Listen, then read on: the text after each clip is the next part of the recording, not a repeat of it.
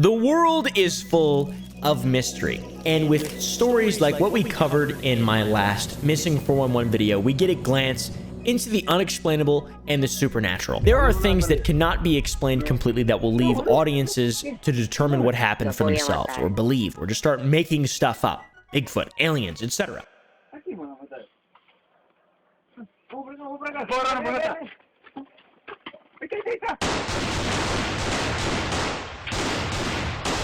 Today, we're going to be going over some of the craziest cases of disappeared people that I've ever seen in my entire life. These are the stories of Kenny Veach and the M Cave and the disappearance of Granger Taylor. The disappearance of Kenny Veach and the M Cave. In 2014, a man by the name of Kenny Veach, hello, people of Shark Tank. My name is Kenny Veach, would leave a comment on a now lost YouTube video titled "Son of an Area 51 Technician," where he gave his own story about what he experienced in the Nevada desert. This is the comment. "This ain't nothing. I'm a long-distance hiker. One time during one of my hikes out by Nellis Air Force Base, I found a hidden cave. The entrance to the cave was shaped like a perfect capital M. I always enter every cave I find, but as I began to enter this particular cave, my whole body began to vibrate. The closer I got to the cave entrance, the worse the vibrating became.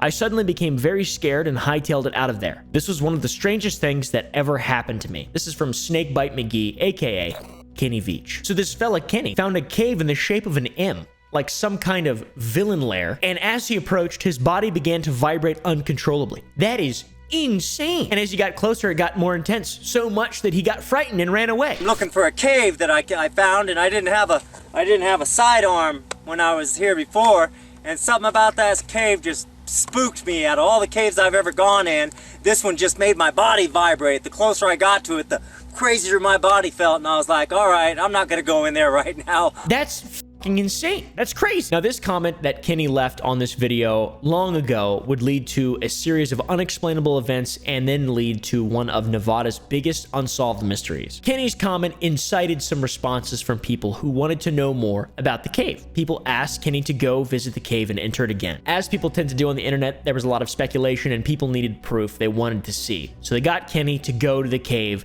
in the Sheep Mountains around 40 miles north of Las Vegas, and just south of none other than Area 51. This is where the cave is supposedly located, by the way. Kenny decided to finally try and find the cave, and he posted a YouTube video called the M Cave Hike. Well, here I am on my hike up here in the mountains north of Las Vegas. In the video, which is 22 minutes of edited footage, he searches and retraces his steps, trying to find the cave. My mission today is to just do a one-day hike. It's about a 10-hour hike.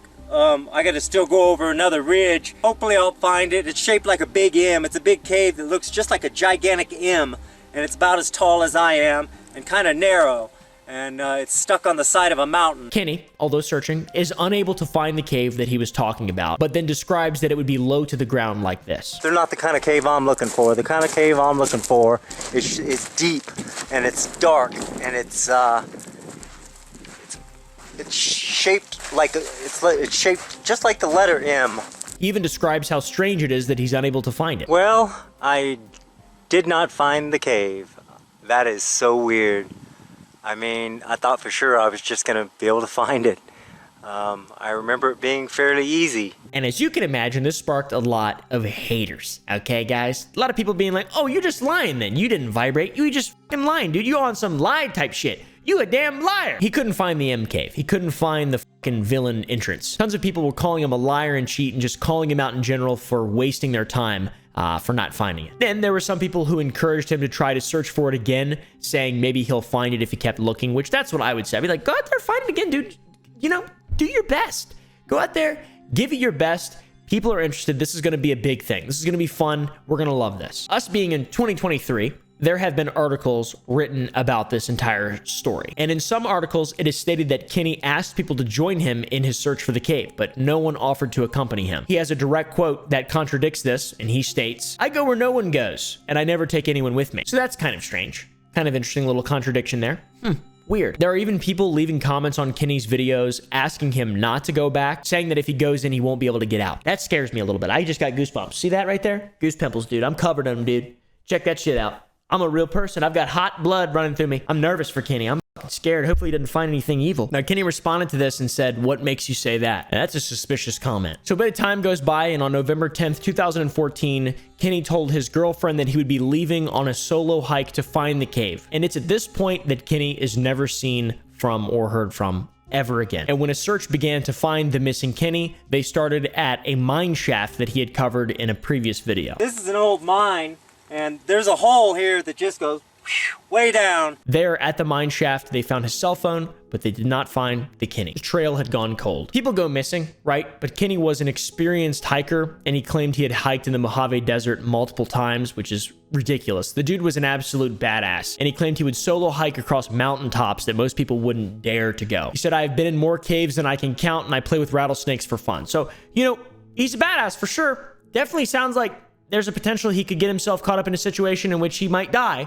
to be honest. But Kenny definitely knew what the fuck he was doing. He was an experienced hiker who didn't need to hike with anyone else. He also claimed, and I quote, "Been doing this sort of thing for over 20 years. I go where no one goes, and I never take anyone with me. I find skulls of all shapes and sizes, and I occasionally find really old animal traps. I hike over mountaintop after mountaintop and sleep on peaks under the stars. Sometimes I have to scale giant cliffs to get myself out of a jam, but I always make it back. I'm beat up and tired, and my pack is almost always heavier than when I left. I had to be rescued only one time by helicopter. I had blown out my left leg at the top of the mountain, and I only had a cup of water left to get me 20 miles back to my truck. It was also over 100 degrees out, so I have a very good safety record." He did get rescued once by helicopter, which I've never been rescued by helicopter, but he definitely was an experienced hiker. Given all this context, there's a lot of interesting questions to ask here. Why was his phone thrown away? People speculate multiple things about his disappearance, one being a sewer slide, and he threw his phone away so GPS couldn't track him, but that doesn't really makes sense. His girlfriend did say that she believes he committed S-word. She said he battled depression for many years and would not take medication or see a doctor. And he also quit his job a little more than a year before he disappeared. So I'm not sure what that means. That seems very sad. She also said they did find his cell phone by the mine shaft in the video. The mine shaft was only about a 4-hour hike from his car. It is my feeling he left it behind so that he could not be tracked from the GPS in it. He also did not take his video camera with him on this solo hike. It was left at home, so he had no intention of filming anything. So it makes sense, right? How could a experienced hiker get lost in the desert somewhere he was familiar with? Was it the hate comments that drove him to this point? Who knows, man? One thing that was never answered was the M Cave mystery. And if Kenny could never find it again, where did it go? What happened to it? And how did Kenny completely disappear?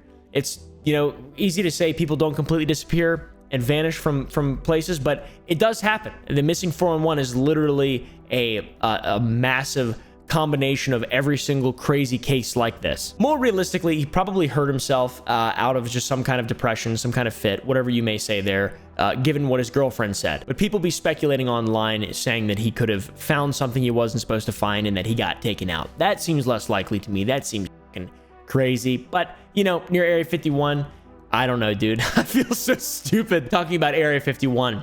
You know, I don't know why. It is strange that over 30 search and rescue team members searched 3 different times on foot with 1 helicopter flyover, and there was no trace of Kenny or any of his camping things that he did bring with him. There's a lot of stories about just vents being found around Area 51 in the Nevada desert, and people believe that these vents lead to secret underground bases. I'm not sure. Maybe that M was a vent, and he went in and it was vibrating because it was shooting out magic alien particles from the Zeta Reticuli. I don't know, dude. Kenny could also have just been lying about the M Cave. That's doubtful. He seems like an honest guy. He seems like a really good guy. His YouTube videos had this interesting sort of charm to them. I'm gonna let you know just what I do, what I am, and how much I enjoy life, and how I go about doing that. I am an artist, I am an adventurer, and I am an inventor. I believe he experienced something, to be honest. But unfortunately, the search continues. The case is cold. People have been visiting the spots where Kenny went. But unfortunately, Kenny, missing, still hasn't been found to this day. There are also multiple instances of people visiting the same spots Kenny visited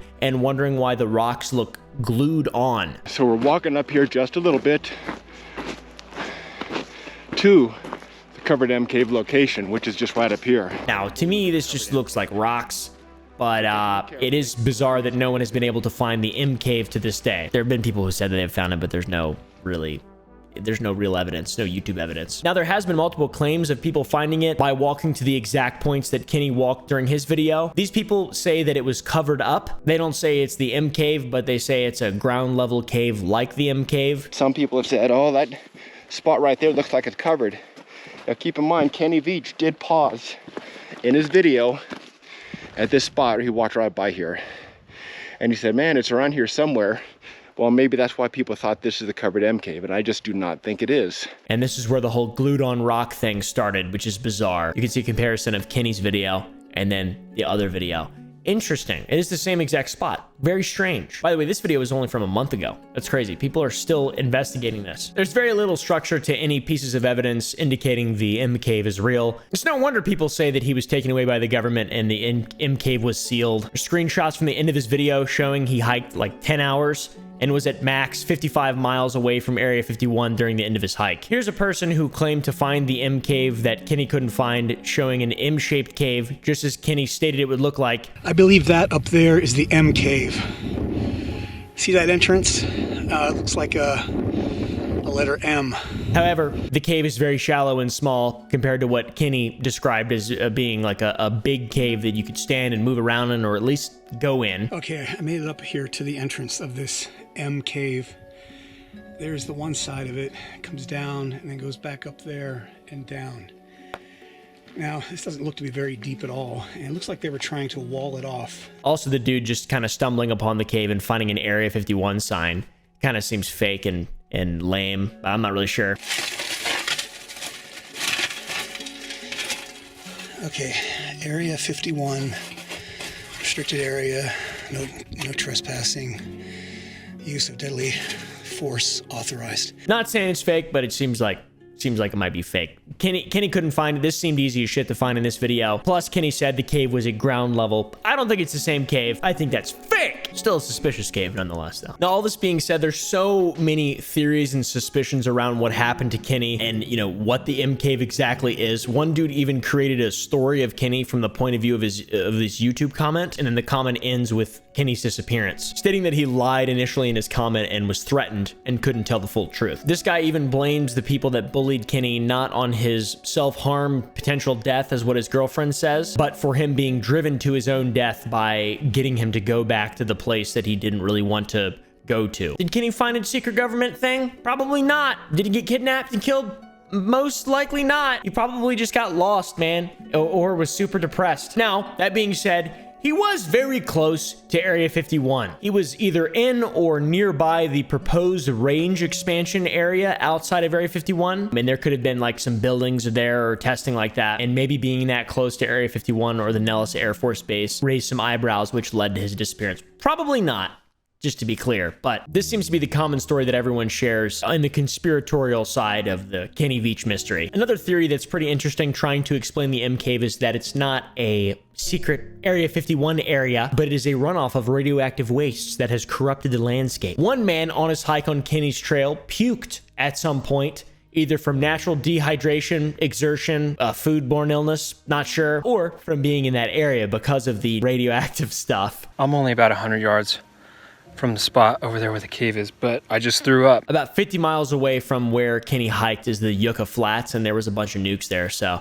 could be something nuclear, I'm not sure. So maybe it was a radioactive cave sealed off to prevent people from wandering early into their radioactive grave. Another possibility is Kenny fell into a mine shaft. There's a lot of fucking mine shafts out in Nevada, and it's possible you could stumble onto one by accident. Over years and years, the openings become bigger and bigger, and critters and things fall in them all the time. The most realistic option, though, in my opinion, is he was just swallowed up by the desert heat. Maybe a mountain lion, a snake bite. He said he plays with rattlesnakes. To me, Kenny seemed like a very honest man who was super enthusiastic about hiking, nature, in the desert, and just life in general. But it is often people put on a facade to sort of show a fake happy face for a really long time until it's too late. Kenny was a kind, comedic, passionate person who was doing what he loved, and he unfortunately never got to find that M cave. Look at this funny video. This handsome cowboy self. What a nice guy, dude. Really, what I've picked up from this is that the internet is very, very, very cruel, and I don't think it was a magic M cave. Let me know what you guys think, though, okay? While comment sections continue to speculate the disappearance of Kenny Veach and whether or not it was related to Area 51 or aliens or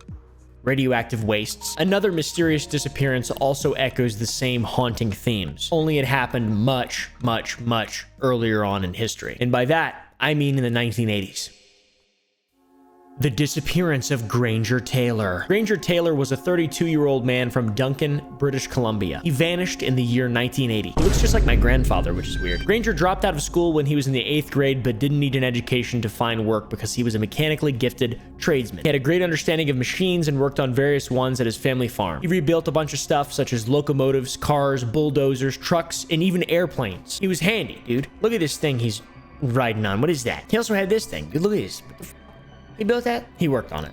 It was on display in Duncan for a long time, but a private collector bought it in North Dakota. Here's a train he restored too. That is so cool. He was such a prolific mechanic that he even mentored local children, teaching them how the various machines that he worked on worked and how to fix them. And in fact, many of the projects he worked on, he was assisted by the kids that he mentored. Dude loved free child labor. It was awesome. Different time in the 80s. One of the mentees or mentored of Granger is a fellow named Robert Keller, who was 15 at the time he was being mentored, about half the age of Granger. He helped Granger with the most unique project of all. They built a damn spaceship on the farm. What the hell? Them two fellers together using 2 satellite dishes built this thing, or satellite receivers, I guess. It's pretty cool. I kind of want one of those. The 80s were all about space travel. People love sci-fi. This was like the big inflection point of all this type of stuff. So Granger was one of the millions of people who were impacted by this film and like this newfound sort of trend. And he started building this damn UFO not long after the film's release. Granger's UFO even had a wood-burning stove inside of it and a bed. Dude, you could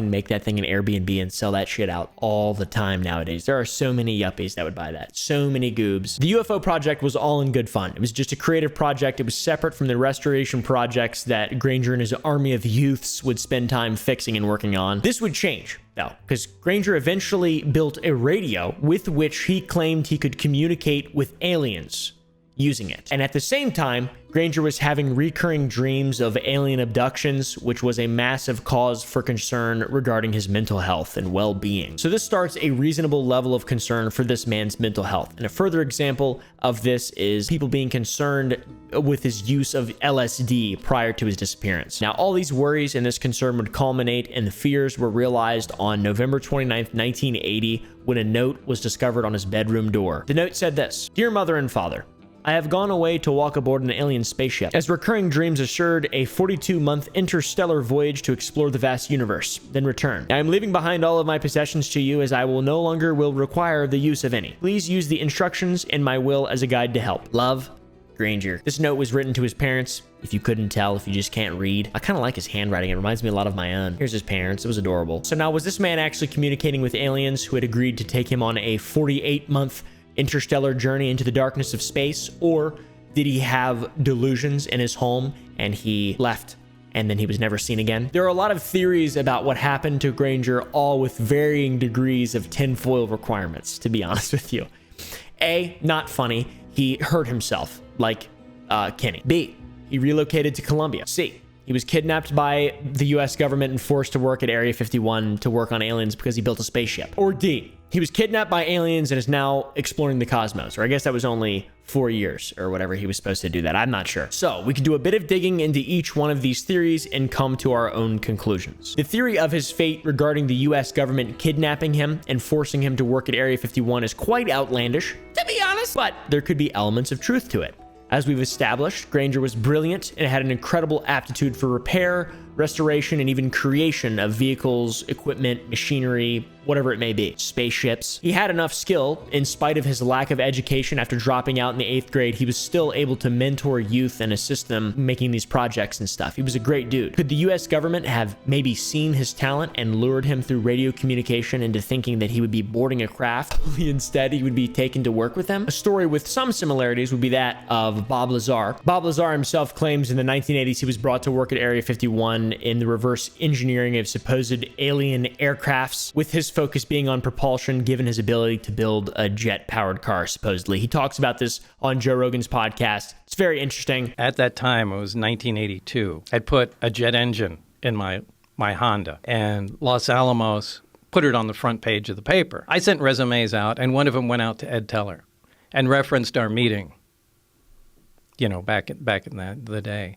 And anyway, he remembered me and gave me a reference, somebody to contact at EG&G. And there's a bunch of debates about the, legitimacy of all of his claims anyways. He's been raided by the FBI a lot of times, which I think that gives him legitimacy, to be honest. As soon as the government starts being like, hey man, let's put you in jail forever. But then again, maybe they would just plant evidence if it was, I don't know. So could Granger essentially be Bob Lazar, but 20 years earlier or 10 years earlier? He had an incredible understanding of machines. Maybe he was brought in years before Bob to perform some kind of similar projects at Area 51. That's a solid metric ton of tinfoil you've got wrapped around your head right now if you believe that shit. So let's explore some more likely outcomes. More unfortunate outcomes, but more likely. Potentially, he committed suicide. As I stated earlier, he struggled with mental health issues, and he made a delusional claim that he could speak to aliens through a radio that he built. He also used LSD, which is, it's massively upsetting to the mind. In the note that he left his mother and father, Granger mentions that he had a will, and this will would have more details regarding the belongings that he would leave behind while he goes on a 40-month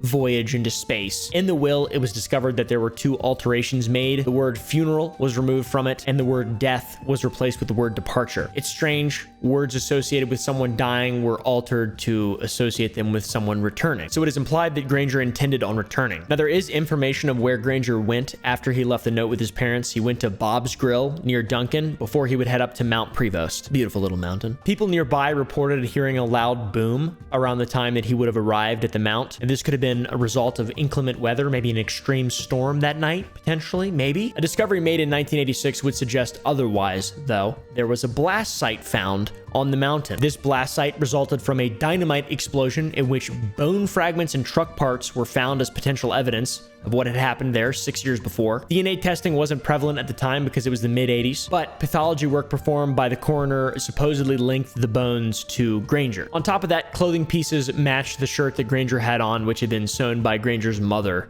near the time of his disappearance. What's very interesting about this site is that it was 600 feet in diameter. That is massive. That is, according to the coroner's report, was caused by dynamite, which Granger was also familiar with, on top of his competency with machinery and vehicles. The auto division of the RCMP, the Royal Canadian Mounted Police, confirmed that the truck that was discovered on the site was Granger's, and in 1986, Granger was declared dead, with the date of his death being November 30th, 1980, the day after he left home. The cause of death on Granger's report was massive injuries due to the consequence of an explosion, and the finding was based off circumstantial evidence found at the site of the explosion.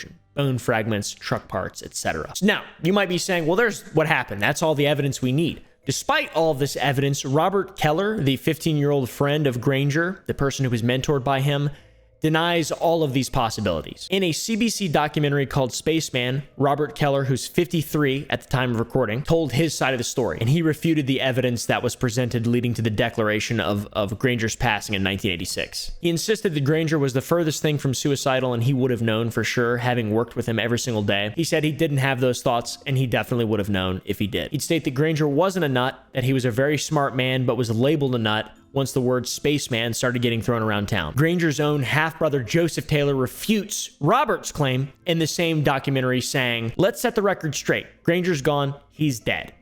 He did some amazing thing. Granger had some challenges. He couldn't deal with those challenges. He took his own life." But in regard to the evidence that was found at the scene of the explosion, Robert Keller continued to be skeptical of that being the result of Granger's death. He says the truck that was found at the scene of the explosion was blue, though Granger's truck was Pepto-Bismol pink, and he knew that because he helped him paint it. He basically said that they have no idea. And since the findings were based on circumstantial evidence at the site, it's just irrelevant. He also says that Granger was far too intelligent to have an accident up on the mountain. He called him an expert, especially in regard to handling explosives. He then again, on top of that, insists that he would have never done it on purpose. So whether or not you believe in the tinfoil theories or the circumstantial findings by the coroner in 1986, there's plenty of room to speculate what happened to Granger. Do you guys think he went on a voyage with the aliens? Do you think he blew himself up? Do you think he was taken by a black site to go work with aliens and then maybe went on a voyage? I have no idea. Maybe he got MK Ultra. I think that was a little after MK Ultra. LSD, closely related. What do you guys think? Mysteries always lead to conspiracy theories, and disappearances leave a lot of room for speculation, especially when they're sort of cold cases. When people vanish and there's even a micro hint that Area 51 could be involved, people go